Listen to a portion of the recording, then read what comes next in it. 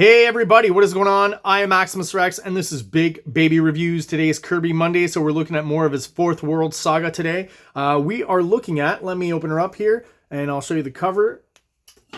We are looking at Superman's pal Jimmy Olsen, issue number 136, cover dated March 1971. I was looking at the cover dating real quick and realized this. I thought I'd mention it. It seems like when Kirby was doing the Fourth World, there were 4 titles, okay? So we've gone through all 4 of them now. We've started all of them up, basically. So there was Jimmy Olsen, there was Forever People, there was the New Gods, and there was Mr. Miracle. So from the dates on the covers, it seems like he's doing these bi-monthly. So every 2 months there's a new issue of each title coming out. So it seems like he's probably, back here in 1970-71 doing 2 full issues a month of these Fourth World sagas. Pretty impressive from the king. He was a workhorse though, right? So looking at the cover, again, I'm disappointed. This is not a Jack Kirby cover. This is a Neil Adams cover. I've seen some Neil Adams artwork where people are like, wow, stellar stuff, and he's a legend, and there's a reason for that, and he's got the clout and everything. When I see an image like this one particularly, I don't really see it, to be honest. This just feels kind of like house style DC, nothing very crazily interesting to me. And even his Superman here feels a little bit feeble, as opposed to the Jack Kirby Superman we could have gotten. Fortunately, this is another issue where Superman's face is going to be changed up by the regular Superman artists for DC's sake, keep some sort of consistency there. So they're really messing with Kirby's version of Superman, but I do think Kirby's version of Superman would have been much more interesting than the one they're still trying to shove down our throats here. A little bit with Neil Adams and then more so inside the comic. It's unfortunate, but that's how it goes. So last issue, or the issue before, anyways, one of those two, the Newsboy Legion has been reintroduced as the sons of the original Newsboy Legion. We met their dads. And then poof, we got the double page splash because they've cloned Jimmy Olsen into some huge green, I don't know if he's a kryptonite creature necessarily, but I think he is, because I feel like Superman is not immune to him, and he can actually kind of inflict pain and suffering on Superman. And that's why he's down here. But at the end of last issue, we're reintroduced also to who was the Newsboy Legion's mentor, the Guardian, and this is the new version. It'll become revealed this is a cloned version of the original who's come back in the 70s to, I guess, help out the 70s Newsboy Legion, right?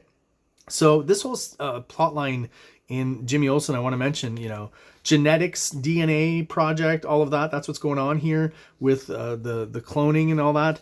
These were very, very new concepts in 1970. They weren't widespread and talked about as they are today and have been for a few years. So Kirby, once again, I mentioned, he's the kind of guy who's looking at Scientific American and National Geographic, and he's kind of on the cusp of new technologies and always incorporating that stuff into his comics. Just love the power of the Guardian shot here in the foreground, even though it's still being inked here, unfortunately, by why is his name escaping me right now? Vince Coletta. His crappy inking just can't ruin this kind of stuff, right? Where he wasn't following the Jack Kirby style so much in Thor and was kind of throwing in a bit more hatching and his kind of line work on top, which added a certain vibe to Thor that kind of fit. Here he's doing the squiggly lines and the thick Kirby lines, and he's starting to be much more loyal to the pencils. Too little too late though, because pretty soon Mike Royer is going to come on and really kick ass as opposed to him. But as you can see here, he's still doing a pretty okay job, I would say. Even his inking can't ruin the power of this shot. The cropping of it, even the hand coming out there, just how close we are. This is the kind of stuff I feel like Eric Larson's looking at, right? This has a very Eric Larson feel to me. And that's the kind of stuff that he's taken away from Kirby. Like this shot here, right? Also feels very Jack Kirby. This is the kind of stuff that people who like Jack Kirby are trying to take from him, right? Or use some of his techniques for that dynamic power and that dynamic movement. And then, oh man, when we get these close-ups of Superman and Jimmy Olsen, just ruins it all, right? I even feel like they do it a little bit on the face here, and like maybe not so much here because it's further away. I've talked about that. When the shots are further away, they don't mess with the face so much. But oh my god, like all of this stuff just is horrible and sticks out like a sore thumb. Every time I'm going to see it, unfortunately, in the series, I'll have to let go at some point, but I'm going to mention it because it's just so tragic. But I mean, this is just a great Kirby action sequence through and throughout. And then thrown in there with just the redrawn Jimmy Olsen faces that do not belong, and the Superman faces as well, right? And then on the body though, you've still got those great Kirby squiggly cast shadows. So it's just a clash of styles.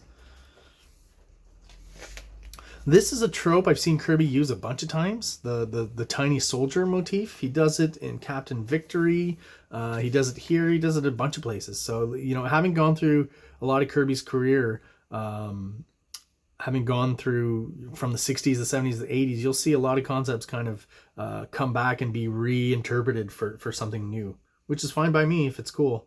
I always found that the tiny soldier trope a little weird though. You know, I look at this as like has it's the small plane for these soldiers, but I'm looking at it as like, has Kirby at this point seen, you know, the ancient Aztec or Mayas, I think, who they, you know, when they checked out their runes, they found these little sculptures that basically look like spaceships and airplanes. They kind of look like that. So, you know, has he seen that in National Geographic or something? I don't know. Then there's moments where, like, I don't know what's going on here exactly with Guardian's design. I don't know if the nose is supposed to stick out like that. I feel like maybe that was the mouth line, or Coletta did a bit of interpreting here.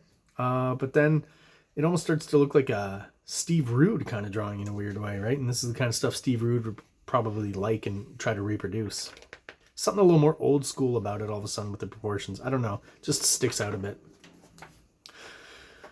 Boom, we're getting a little bit more of Darkseid. We still haven't gotten, you know, a direct, well, a little bit in Forever People, but he's always kind of appearing in the background, right? And on a screen stuff. I love his design. I think he looks great. He's really the ultimate villain, and a very simple and effective design.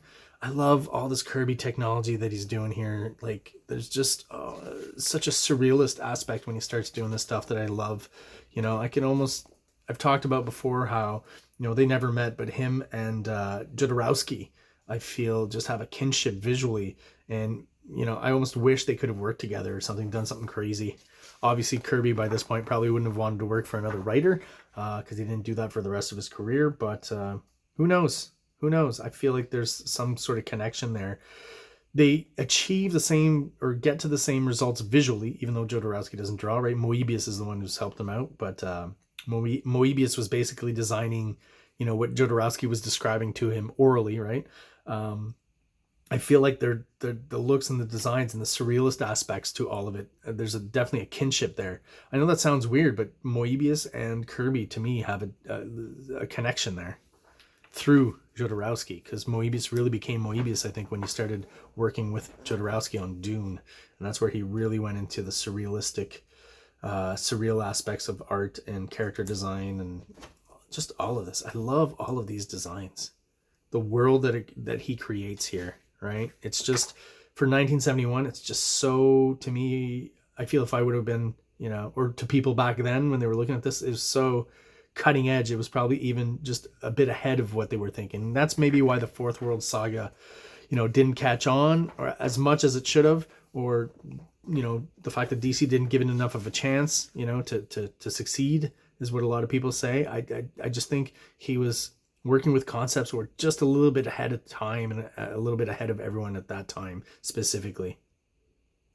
You know, this kind of, you know, there's a metaphor here for the Superman face that's being redrawn to be more kind of, you know, in line with what people are comfortable with everything around it being just these crazy technological, you know, scientific, new futuristic concepts that Kirby's bringing out and just blown people's minds.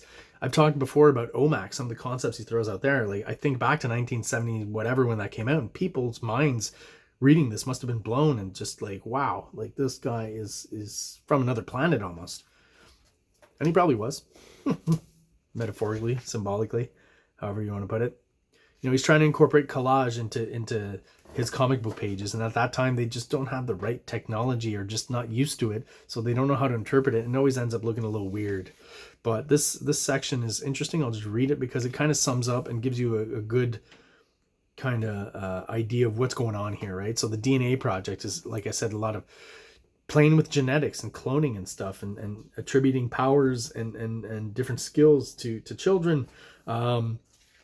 everything that, you know, is still science fiction to a certain extent, but we're just on the cusp of, I feel, with today's technology. So in these charts, Jimmy, lies the essence of the project. The secret of life, long hidden in the DNA molecule, has been extracted and is now being used for mankind's benefit. There is constant research going on all the time. As it expands, new problems arise. I'll bet, look at that bottom category. Aliens. Do you mean this project can actually grow non-humans? You know, it's that kind of stuff here that we're into in 1971. And like I said, this was not just common knowledge and things that everyone were talking about, right? If you were kind of, like I said, in with the scientific mags, then you would know about it, but not, I don't think the general population read Scientific American, right? It's a fairly niche magazine. Maybe not so much back then. I'll take that back. You know, National Geographic and that are pretty widespread, but, you know, does everyone in the household read Scientific American and National Geographic? I don't think so. Most of us just looked at the pictures back then, right? So he meets Double X, right? Who's kind of the manager, I guess, of the project. Odd looking fellow, right? Kind of an interesting design there. And yeah, so that's basically the gist of the issue here until we get to the point of this last page, which is showing some of Darkseid's minions and their own genetic manipulations, and just giving us a preview of probably what we're going to see next issue with a bunch of just weird hands. Like this is the kind of stuff I mean when like you go through a comic, you know, and you're not used to the Kirby and stuff. Like just how weird is this whole sequence, right? And the cropping of it, and it's just, I don't know. It's like he's trying to get the idea on the page faster than he can draw it. So it kind of, you know, it's the same shot of the same thing, but I guess it's the multiplication of hands he's trying to get across. But again, just so weird and odd that like it's the kind of stuff I really do love today. All right, well, there you go, guys. That's the end of today's review. That was my review of Superman's pal Jimmy Olsen 136. If you are subscribed and you're still watching, thank you so much. I really do appreciate your support. If you're watching but you're not subscribed, please do so below. It only takes a quick second. Helps us grow, helps get us out there to other people who are into comic books. We're trying to hit that 500 subscriber mark on YouTube. That's when they actually recognize us as an official channel and start giving us a little bit of help in getting us out there to other people who are into comic books like we are. So everyone out there, thanks again for watching. Have yourselves an awesome day. King Comics presents Big Baby, Volume 1, Issues 1 to 13, 204 pages of story and art. King Comics also presents Star Crasher one-shot, 32 pages, cosmic sci-fi surrealist adventure. You can find these fine comics at kingcomics.ca, at MaximusRex13 on Instagram, or on Facebook, MaxRex or Big Baby. Like! Subscribe!